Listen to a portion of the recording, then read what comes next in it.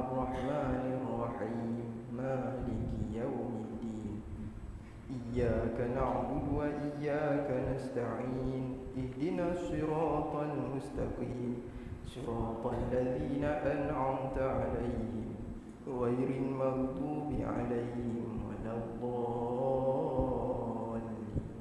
آمين. بسم الله والحمد لله والصلاة والسلام على رسول الله وعلى آله وصحبه ومن تبعه ونصره وولاه. أشهد أن لا إله إلا الله وحده لا شريك له وأشهد أن سيدنا وحبيبنا محمدا عبده ورسوله. اللهم صل وسلم على نبينا الكريم محمد الأمين وعلى آله وصحبه أجمعين. رب اشرح لي صدري ويسر لي أمري واحلل عقدة من لساني يفقهوا قولي. سبحانك لا علم لنا إلا ما علمتنا إنك أنت العليم الحكيم ولا حول ولا قوة إلا بالله العلي العظيم. اللهم فقهنا في الدين وعلمنا التأويل وافتح علينا فتوح العارفين. اللهم ذكرنا ما نسينا وعلمنا ما جهلنا. اللهم انفعنا بما علمتنا وعلمنا ما ينفعنا. ربنا زدنا علما نافعا وارزقنا فهما صحيحا. اللهم ارزقنا فهم النبيين وحفظ المرسلين وإلهام الملائكة المقربين برحمتك يا أرحم الراحمين. اللهم أرنا الحق حقا وارزقنا اتباعه وأرنا الباطل باطلا وارزقنا اجتنابه يا رب العالمين والحمد لله رب العالمين. Alhamdulillah, syukur pada Allah Subhanahu wa taala. Pada pagi yang berbahagia ini kita diberikan lagi nikmat kehidupan, nikmat kesihatan, bahkan nikmat kesempatan untuk sama-sama kita hadir ke rumah Allah, melaksanakan ibadah kewajipan kita selaku hamba-Nya. Kemudian Allah pilih pula kita untuk duduk-duduk dalam majlis seumpama ini, yang mudah-mudahan jadi seperti mana yang disifatkan Nabi sallallahu alaihi wasallam sebagai taman-taman syurga-Nya Allah Subhanahu wa taala, mudah-mudahan. Dan kita ketahui bahawa kita ahli sunnah wal jamaah berpegang bahawa iman itu ada naik turun. Al-iman yazidu wa yanqus. Iman tu yazid, bertambah. Ada masa dia yang kusu, dia boleh berkurang. Maka seorang mukmin mesti mencari peluang dan ruang agar imannya sentiasa bertambah dan meningkat. Macam mana tu? Dengan cara dia mengisi setiap masanya dengan perkara-perkara yang bermanfaat, perkara-perkara yang salihat, dan juga perkara-perkara yang boleh mendatangkan kebaikan dunia dan akhirat. Itu kelebihan orang beriman. Tidak ada satu pun dari masanya yang dalam keadaan yang sia-sia, melainkan mesti diisi dengan perkara yang penuh bermanfaat dan kebaikan. Mudah-mudahan Allah tulis kehidupan kita begitulah, kehidupan yang penuh dengan syarat dengan kebaikan dan manfaat. Baik, kita sambung lagi perbincangan dan perkongsian ilmu kita daripada kitab Risalat Tauhid, pindaan almarhum Abdul Ghani Yahya rahimahullahu taala dan almarhum Ustaz Omar Yusuf rahimahullahu taala. Qala al-musannif rahimahullahu taala wa nafa'ana bihi wa bi'ulumihi wa bi'ulumi masyayikhina fid darain amin. Adapun i'tiqad yang tiada putus atau tiada muwafaqah dengan yang sebenar, maka dengan ittifaq ulama menghukumkan kafir. Situ kan? Muka surat 13 Versi Jawi muka surat 13. Baik, kita telah bincangkan pada pertemuan yang lalu bahawa ada dua bentuk mengenal Tuhan. Yang pertama secara ringkas, secara kasar, dia panggil ijmal, secara pukal itu ijmal. Yang kedua dia panggil secara tafsil, iaitu dengan cara yang lebih terperinci ataupun berserta dengan huraian satu persatu. Begitu juga kita telah sebutkan bahawa bagaimana ulama menyebutkan syurutul ma'rifah ataupun hakikat bagi ma'rifah yang dikatakan mengenal Tuhan itu maka perlu ada padanya. Yang pertama dipanggil sebagai i'tiqad yang putus ataupun i'tiqad yang jazam, yang bulat, yang kejam, yang jitu, yang tidak ada ruang kosong. Kerana kalau ruang kosong itu bermaksud dia sudah ada syak ataupun zon ataupun waham. Maknanya keyakinannya sudah kurang. Kalau kita boleh gambarkan 100%, dia sudah kurang daripada peratus itu. Maka i'tiqad yang seperti itu dia tidak sempurna kerana tidak sampai kepada tahap yang yakin. Tak sampai tahap yakin. Begitu juga syarat yang kedua, perlu ada pada ma'rifatullah yang dikatakan mengenal itu ialah yang kedua ialah muwafaqah ataupun ittifaq, bertepatan dengan yang sebenar. Dipanggil mutabaqatul lil haqqi. Mesti i'tiqad, pegangan, keyakinan kita itu menjadi i'tiqad, pegangan yang bertepatan dengan perkara yang sebenar. Dan yang ketiga apa dia?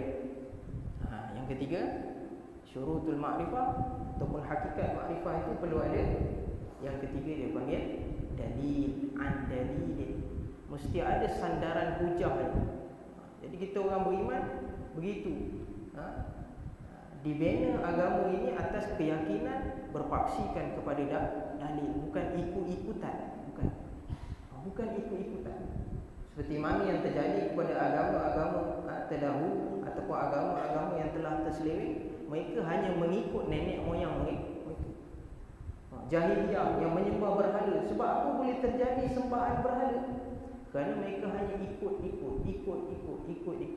Akhirnya mereka kita panggil beribadah atas jalan ibadat, atas jalan adat dan budaya semata-mata.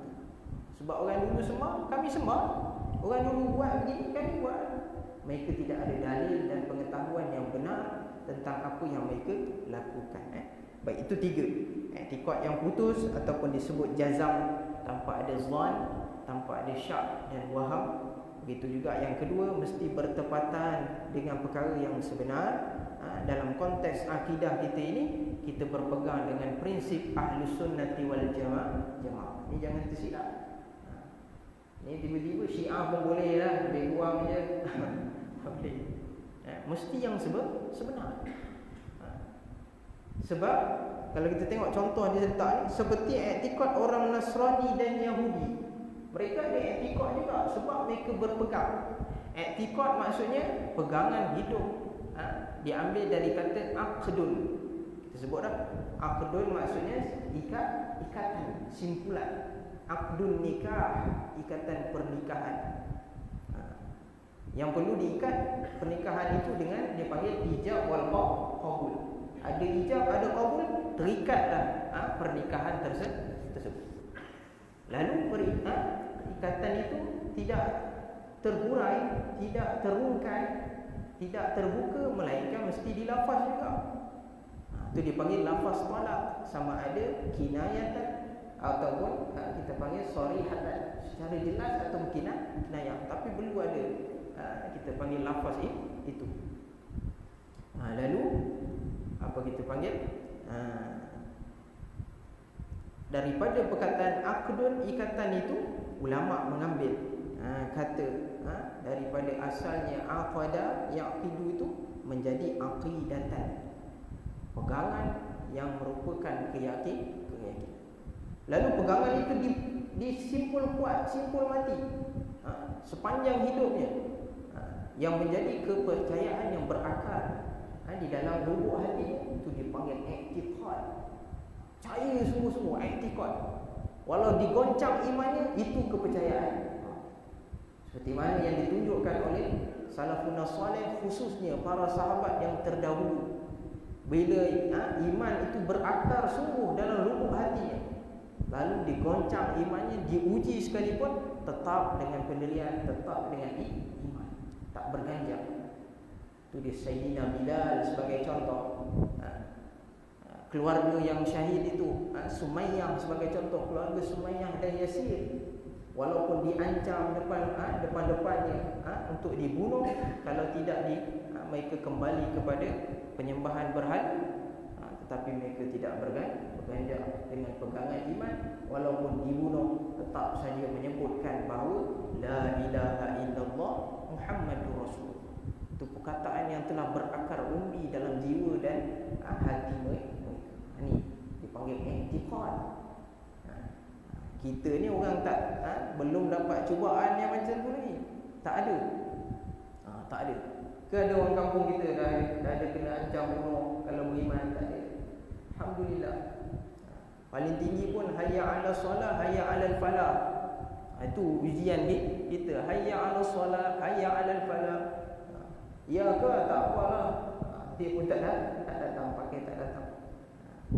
Tapi itu ujian di zaman ini yang boleh kita pelajari daripada salafun salih, orang-orang yang terdahulu. Mereka membuktikan bahawa i'tiqad itu i'tiqad yang sebenar, lalu mereka mempertahankannya walaupun terpaksa dengan kita panggil dibayar dengan nyawa sekalipun. Dan yang ketiga mesti dengan dalil, ada sandaran dalil. Baik, lalu dekat sini dia sambung. Kalau tak cukup syarat, macam mana hukumnya? Kalau tak cukup 3 syarat tu, lalu dia menyebut ada pun i'tiqad yang tiada putus. Maksudnya syarat pertama tak ada, tak jazam. Macam mana? Atau tiada muwafaqah dengan yang sebenar, ataupun putus-putus dah, yakin sungguh dah, tapi tak bertepatan dengan yang sebenar. Lain pula yang dia percaya. Maka dengan ittifaq ulama menghukumkan kafir. Maka i'tiqad ataupun kita panggil makrifah yang seperti itu, ittifaq maksudnya sepakat. Ulama sepakat mengatakan hukumnya kafir. Sebab iman ni tak boleh, kalau markah tu 100 tak boleh kurang, walaupun 1% tak boleh. Baik, begitu juga dengan muwafaqah yang sebenar. Tidak boleh kita sudah putus keyakinan, rupanya kita berpegang dengan pegangan yang tidak benar. Tapi itulah pegangan Nasrani, Yahudi begitulah, yang ditegur, sampai ditegur berkali-kali oleh Allah. Hentikanlah mengatakan ataupun mendakwa Tuhan itu 3. Allah sebut dalam Quran, wahai bangsa Nasrani yang membuat kefahaman Tuhan itu 3, ataupun dalam bahasa hari ini Trinity. Agama mereka 3 dalam 1. Ada Son of God, ada Father of God, ada dia panggil the Holy Spirit. Ada Tuhan Bapa, Tuhan Anak, ada pula Ruhul Kudus, Holy Spirit. Kita panggil ruh yang suci. Ataupun mereka menganggap Jibril sebagai the Holy Spirit itu. Maka Tuhan kata hentikanlah. Sebab hakikat itu tak benar. Hakikatnya tak benar. Hakikatnya Tuhan hanya satu. Tuhan hanya satu. Daripada zaman dulu sampai sekarang tidak berbilang-bilang. Itu sebab Allah Ta'ala sebut secara jelas, Qul huwallahu ahad, Allahus samad, lam yalid wa lam yulad wa lam yakul lahu kufuwan. Ini prinsip yang paling jelas sekali. Tuhan itu sama sekali tidak beranak dan tidak diperanakkan. Tetapi kenapa pandai-pandai Nasrani mendakwa Tuhan ada anak? Ini dakwaan yang batil, yang sudah menjadi pegangan mereka. Allah Ta'ala tegur berkali-kali, hentikanlah dengan mengatakan Tuhan itu 3. Begitu juga dengan Yahudi yang mendakwa mereka ini kita panggil duduk dengan ataupun mereka ini menjadi golongan yang dipanggil sebagai anak-anak Tuhan, Yahudi. Lalu Tuhan minta mereka hentikan pegangan itu kerana pegangan itu sama sekali tidak benar. Baik, dan i'tiqad orang yang bertaklid itu, jadi yang ni dia tak cukup syarat yang ketiga. Apa dia? Dia tak ada dalil.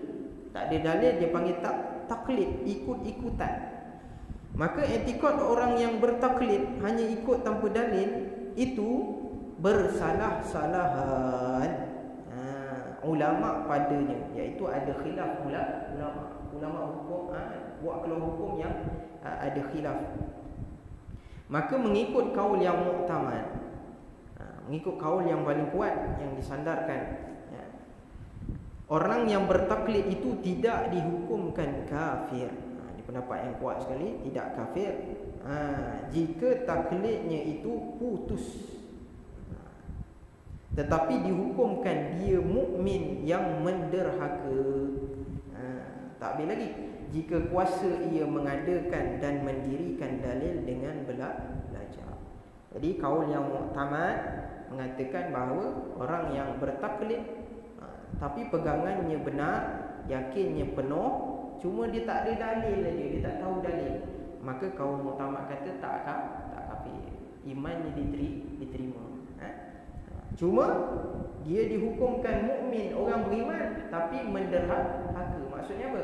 Dia asi, dia berdosa kalau dia mampu untuk belajar tapi tak belajar. Dia boleh belajar, dia boleh faham kalau belajar, tapi saja tak mau belajar, maka dia duduk dalam keadaan berdosa. Asi ini dia panggil, menderhaka ni dia panggil asi, orang yang melakukan maksiat. Kerana Tuhan beri dia akal yang cukup, panca indera yang cukup, tapi dia tak berusaha untuk mengenal Allah sepanjang hidupnya, maka hati-hati ya. Kiranya tidak terdaya mendirikan dalil, kemudian daripada telah belajar dengan sebab bodohnya, maka tiada dihukumkan derhaka. Tapi kalau dia dah belajar, dia dah mengaji, cuma dalil tu mungkin tak melekat-lekat, dia tak boleh nak bawa datang bila diminta dalil, dia tak boleh, maka kita panggil orang ni tidaklah sampai tahap berdosa. Sebab apa? Dia usaha dah, dia belajar dah, cuma dia tak dapat, ataupun setengah orang tak lekat, benda tu tak lekat, nak buat macam dia dah belajar tapi tak lekat, maka dimaaf dan diampunkan oleh Allah, kerana yang penting dia sudah berusaha dengan cara belajar. Itu sebab Tuhan sebut fa'lam annahu la ilaha illallah, ketahuilah olehmu bahawa tiada Tuhan melainkan Allah. Ketahui, nak tahu macam mana? Tahu ni bukan boleh dengan kita sembang kedai kopi, kita memancing, kita pergi jalan-jalan shopping mall, tiba-tiba tahu, kenal Tuhan, tak baik. Dia mesti dengan jalan belajar, mendapatkan ilmu. Fa'lam, ketahuilah ilmu itu. Kata Nabi SAW, innamal ilmu bitta'allum, hanya saja ilmu itu didapati, tak ada cara lain melainkan mesti dengan belajar. Belajar dengan pelbagai lah, sama ada langsung tak langsung, yang penting dia belajar. Yang penting belajar. Hari ni pula medium terlampau banyak platform yang kita boleh dapatkan ilmu. Tiba-tiba besok depan Tuhan kita kata, saya tak sempat, saya tak tahu, saya tak reti, jawapan yang terus dia reject oleh Tuhan. Jangan buat ringan. Baik. Alhamdulillah kita yang hadir, tuan-tuan semua, ada ayahanda yang daripada muda, kita tengok belajar mengaji. Ini semua masya-Allah, Allah Taala tanda-tanda Tuhan nak beri kebaikan. Nabi sebut, may yuridillahu bihi khairan yufaqihu fiddin. Barang siapa yang Allah Taala kehendaki kebaikan buat dia, orang yang Tuhan nak beri baik kepada dia, yufaqihu fiddin. Jawab syarat, man tu syarat, jawab syarat dia pasti, nescaya Allah beri faham kepada dia tentang urusan agama. Nak faham macam mana? Belajar. Jadi tuan-tuan yang belajar, yang mengaji, maknanya dia sudah duduk di tangga itu. Di tangga Tuhan nak beri dia kebaikan. Tu tanda Tuhan nak beri kebaikan, dia duduk dalam majlis ilmu. Ini kebaikan yang kadang-kadang kita sendiri tak sangka Tuhan nak beri, kerana kebaikan itu boleh datang dalam bentuk yang pelbagai. Masya-Allah. Adalah makna taklid itu, iaitu menerima perkataan orang lain dengan tidak mengetahui dalil dan keterangan. Jaga tanda baris, Dia tak ada koma, tak ada titik apa semua. Baik, jadi taklid maksudnya dia hanya terima perkataan orang, ikut perkataan orang tanpa dia sendiri pun tahu dah dalil. Dia terima bulat-bulat. Maka taklid itu terbahagi kepada dua. Ada dua jenis pula. Yang pertama, kepercayaan yang pertama taklid jazmi. Taklid tapi jazam, tapi taklid ikut-ikutan. Diikut dengan kadar yang kita panggil jazam, putus, bulat. Artinya kepercayaan itu terlekat betul di mata hatinya. Betul-betul dia pegang, dia yakin, dia percaya dengan teguh dan kuat, serta tidak akan berubah atau terbalik semula jika orang yang diikuti itu berbalik sekalipun. Maka taklid yang seperti ini di sisi ahli sunnati wal jamaah sah imannya, diterima imannya, kerana ada mempunyai jazam. Dia jenis orang tak sempat mengaji ke, ataupun kita panggil tak ada kita panggil ruang untuk dia dapatkan ilmu. Tetapi bila dia ajar pada dia, contohnya orang-orang yang duduk dekat pedalaman, duduk dekat hutan Amazon paling jauh daripada manusia contohnya sekalipun, tapi bila dia ajar perkara tauhid, perkara akidah pada dia, lalu dia percaya. Cuma bila minta dalil, tak ada dalil, tak tahu dah dalil. Kadang-kadang datuk kita, nenek kita dulu macam itu. Tapi akidahnya benar, amalnya benar, maka kata ulama sah imannya, diterima, tak ada masalah. Dia tak mesti duduk mengaji tekun-tekun satu-satu sebab dia tak ada ruang itu. Tapi orang yang ada ruang dan kemampuan wajib belajar.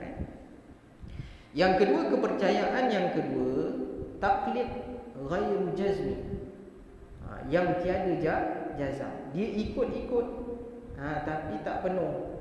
Artinya menerima perkataan orang lain, sama ada gurunya, sama ada kita panggil ibu ayahnya dan sebagainya, dengan tiada teguh dan tiada kuat.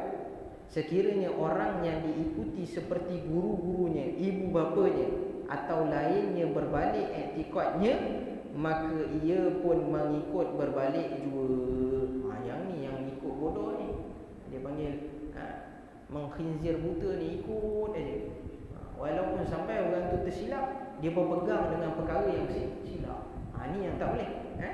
Maka taklid yang seperti ini dihukumkan tiada sah imannya. Ni bahaya. Sebab apa? Kerana serupa imannya dengan syak, zan atau wahab yang tiada jazam. Dia panggil ghairu jazmin, tanpa jazam. Baik. Ni yang bahaya. Ikut-ikutan. Akhirnya tok guru dia pun terbalik, dia pun terbalik. Ni baik. Jadi bila kita mengaji, guru itu sebagai rujukan dan panduan, bukan kita pegang dia menjadi sebagai pegangan sampai mati dia. Lalu memilih guru pun perlu kepada pemilihan yang betul. Kita sendiri perlu ada pertimbangan yang betul. Kalau tidak, kita hanya sekadar taksub kepada guru, sehingga guru itu menarik muridnya kepada perkara tidak benar sekalipun kita ikut. Ini bahaya. Mengaji itu biar sampai ada pertimbangan, asas-asas pertimbangan yang betul, sehingga kita boleh menimbang guru ni masih di dalam dasar ke tidak. Guru pun begitu, dia boleh menilai anak muridnya masih di landasan ataupun tidak. Kalau tidak, masing-masing pakat nak saling betul membetulkan, nasihat menasihatkan. Itu tanggungjawab. Baik.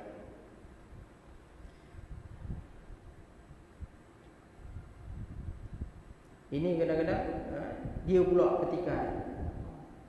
Contoh cerita Tok Batin. Ada seorang Tok Batin, dia beriman cantik lah. Tapi sampai bulan puasa, orang puasa, dia puasa juga, tak makan, tak minum, tapi isap rokok. Lalu tanya kepada dia, Tok Batin ni tak boleh isap rokok ni. Sebab apa? Batal puasa. Dia kata, rokok ni bukan saya makan, bukan saya minum, asap aja. Asap je. Saya lalu pergi pekan, asap lori, asap bah masuk hidung saya, tak ada batal. Isteri saya memasak kat dapur, berasap, saya sedut, tak ada batal. Kenapa pula rokok batal? Macam mana nak jawab? Tok batin pun pandai juga nak. Tu kerja rumah, cari kat rumah. Baik. Tegasnya adalah iman orang yang bertaklid sentiasa dalam khatar. Dia nak tegaskan bahawa taklid itu walaupun yang dipanggil jazam tadi diterima imannya, tetapi ingat dia dalam keadaan khatar, yakni bahaya. Kenapa? Dia mudah kita panggil menerima syak dan ragu-ragu. Sebab dia tak ada dalil. Tiba-tiba orang bawa datang satu dakwaan, satu tuduhan, sehingga menyebabkan dia ragu. Contohnya, dia berpegang Quran itu kitabullah, kalamullah, ajarannya benar. Tiba-tiba orang kata zaman ni tak sesuai dengan Quran. Dia pun kata, ya juga. Sebab tak ada dalil. Tapi kalau dia ada dalil, dia tahu sandarannya. Sekalipun orang mendakwa Quran tak benar, dia kata tidak. Quran ini datang daripada Allah yang namanya Al-Alim, Al-Hakim. Sifatnya ilmu, iradah, kudrah. Sudah pasti dia kita panggil valid sepanjang zaman. Kerana datang dari Tuhan yang Maha Tahu. Bahkan Tuhan yang mencipta makhluk sendiri. Maknanya bila Tuhan cipta, dia pula sediakan Quran sebagai buku manualnya. Sudah barang pasti buku manual ini sesuai dipakai walaupun sehingga ke akhir zaman. Dia tahu huraian tu, dia boleh hurai, dia boleh maka ni selamat. Tapi kalau orang dakwa begini, dia pun tak ada dalil, akhirnya dia juga boleh terbalik. Itu yang bahaya disebut. Sentiasa berada di dalam khatar, yakni bahaya dan kebimbangan dan tergantung kebenarannya atas orang yang diikutinya. Bahaya bila ikut hari ni ramai juga yang dipanggil tok guru dan sebagainya, yang diikut oleh manusia. Walaupun kadang-kadang pada asalnya betul, ajarannya betul, tetapi Allah akan uji manusia. Biasalah. Walaupun tok guru besar, Allah akan uji. Yang lulus lah. Yang tak lulus ni bahaya. Bila pengikutnya sudah ramai, dia sudah mula nak jaga kedudukan dia. Akhirnya kadang-kadang pandangannya, kita panggil pegangannya, bukan bawa kepada Allah, lebih kepada menarik kepada dirinya sendiri. Ini bahaya. Akhirnya anak murid tak masuk, anak murid fanatik, bahaya. Tapi kalau anak murid tu boleh nilai, tok guru aku ni begini, kena pergi tegur. Begitu. Sebab di zaman lampau ada kisah wali, seorang wali yang mendidik anak muridnya yang ramai. Tiba-tiba tok guru ni bukan tok guru biasa, wali. Dia sendiri pun Allah Taala uji, akhirnya dia terbalik, iman terbalik. Tapi anak murid tahu tok guru ada silap, dia pergi tegur, betulkan. Kalau diterima oleh guru selamat, murid selamat. Tapi kalau tidak, dia membawa kepada mudarat yang besar. Jika benar perjalanan orang yang diikutnya dan dipegangnya, dipegang tu dua dal yang dipegangnya, tu kan, seperti guru-gurunya, maka yang mengikutnya itu benarlah juga.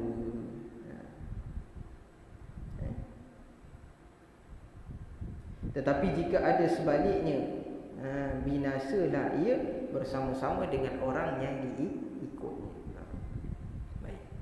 Jadi pilih siapa kita nak ikut, siapa nak pegang. Begitu juga apabila kita sudah belajar, kita hendaklah ada pertimbangan yang benar supaya kita boleh membuat pertimbangan lah. Baik.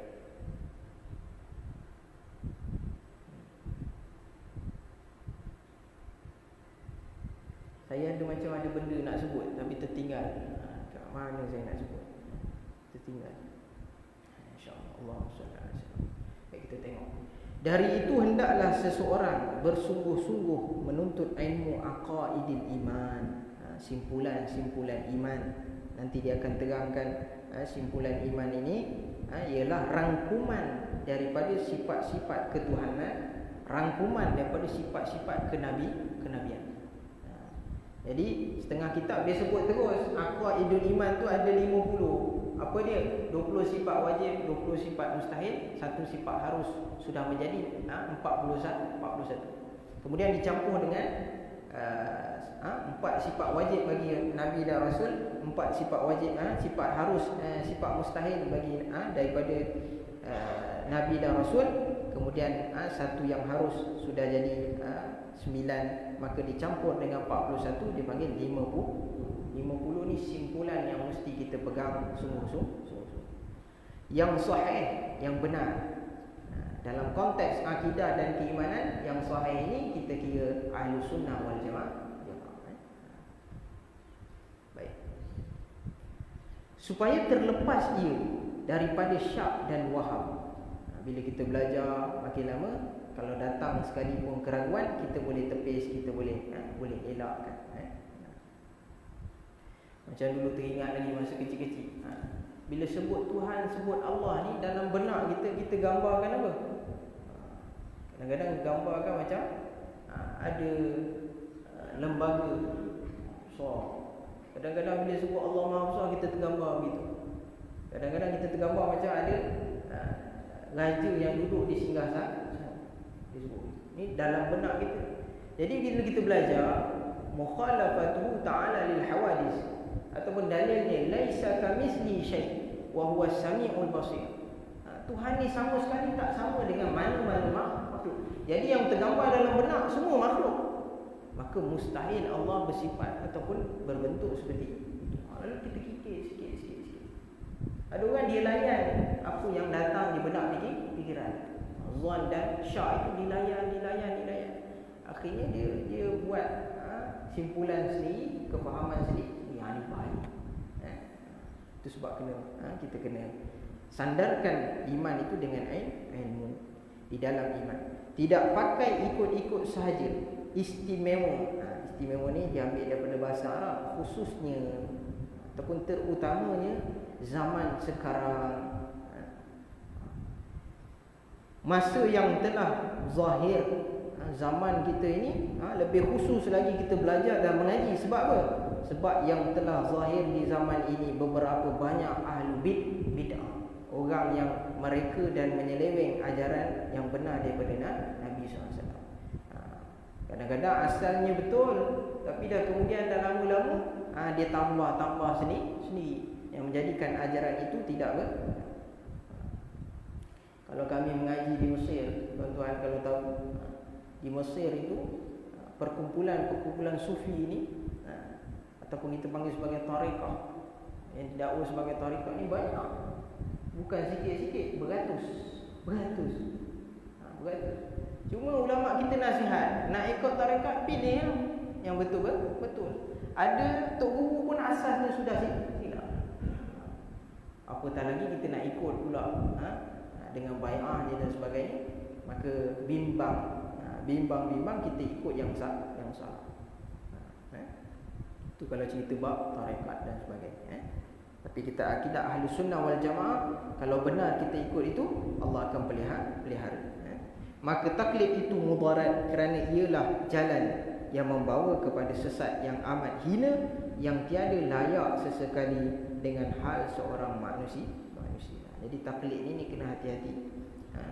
Kerana Nabi SAW bila berdepan dengan kaumnya sendiri, golongan musyrikin Quraisy, bila Nabi mengajak satu benda yang mereka sudah lama tidak dengar, iaitu tentang ketauhidan Allah, kita panggil mengaku Tuhan itu bersifat esa dan tunggal, yang sama sekali tidak bersamaan dengan mana-mana makhluk, ataupun tidak berbilang-bilang, kaumnya sendiri tak dapat terima, tak boleh terima. Sebab mereka sudah berakar umbi pegangan Tuhan itu berbilang. Itu dipanggil musyrikin. Musyrik ni dia bukan tak percaya Tuhan, dia percaya Tuhan, tapi ada yang sebanding dengan Tuhan. Lalu mereka membina dan mereka cipta patung-patung berhala dan mendakwa patung-patung berhala itu ada sama kuasanya, sama powernya dengan Tuhan. Dia dah syirik. Tapi kalau sebut tentang Allah, mereka tahu Allah itu Tuhan.